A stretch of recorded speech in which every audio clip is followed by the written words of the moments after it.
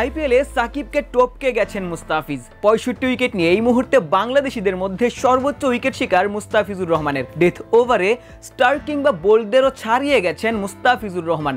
Death ওভারে এই মুহূর্তে আইপিএলে বিদেশি বোলারদের মধ্যে মুস্তাফিজ সবার থেকে এগিয়ে। মুস্তাফিজ দারুণ একটা আইপিএল শেষ করেছেন। মাত্র 3 ম্যাচের সফর ছিল, সেখানেও তিনি দেখিয়েছেন কেন তিনি এখনও ডেথ ওভারে বিশ্বসেরা। মুস্তাফিজের এবারের আইপিএল মিশনটা শেষ হয়ে গেছে। 3 ম্যাচের যেই ঝটিকা সফর ছিল সেখানেও তিনি নামের প্রতি সুবিচার করেছেন। 3টি ম্যাচেই দুর্দান্ত বোলিং করেছেন। ডেথ ওভার কিংবা পাওয়ার প্লে সব জায়গায় মুস্তাফিজ নিজের নামের ছাপটাই রেখেছেন। আজকের ম্যাচও তার ব্যতিক্রম নয়। পাঞ্জাবের বিপক্ষে আজকের ম্যাচে পাওয়ার প্লের যেই শুরুর ওভারটা তিনি করেছেন সেখানে মাত্র 4 রান খরচ করেছেন।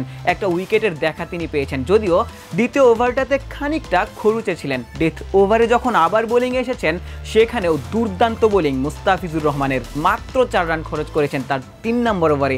তবে শেষ ওভারটাতে যদিও কিছু রান দিয়েছেন, সেখানেও আরও একটা উইকেট। 4 ওভারে 33 রানে 3 উইকেট। মুস্তাফিজ এখনও ডেথ ওভারে বিশ্বসেরা। প্রায় 200 রানের উইকেটেও মুস্তাফিজের ইকোনমি রেট 8-এর নিচে। কিংবা এর আগের ম্যাচে ওয়াংখেড়েতে অবিশ্বাস্য বোলিং করেছেন মুস্তাফিজুর রহমান। মাত্র 7 করেছিল তার ইকোনমি রেট। মুস্তাফিজ গোটা বিশ্বে এখনও সেরা ডেথ বোলার। আইপিএল কিংবা পিএসএল যেখানেই বাংলাদেশি ক্রিকেটাররা অংশ নেন সেখানেই যেন নজর থাকে টাইগার ফ্যানদের। আজ যেমন টিভি স্ক্রিনে কিংবা সোশ্যাল মিডিয়ায় মুস্তাফিজ কেমন বোলিং করেছেন সেটিই সবাই দেখতে চেয়েছিলেন। কিংবা গতকাল যখন সাকিব এবং রিশাদ মাঠে নেমেছিলেন, লাহোর কালান্দার্সকে ফাইনালে তুলেছেন। পিএসএল কিংবা আইপিএল সব জায়গায় বাংলাদেশি ক্রিকেটারদের জয় জয়কার। মুস্তাফিজের আইপিএল মিশনটা শেষ হয়ে গেল, সাকিব রিশাদরা তাদের দলকে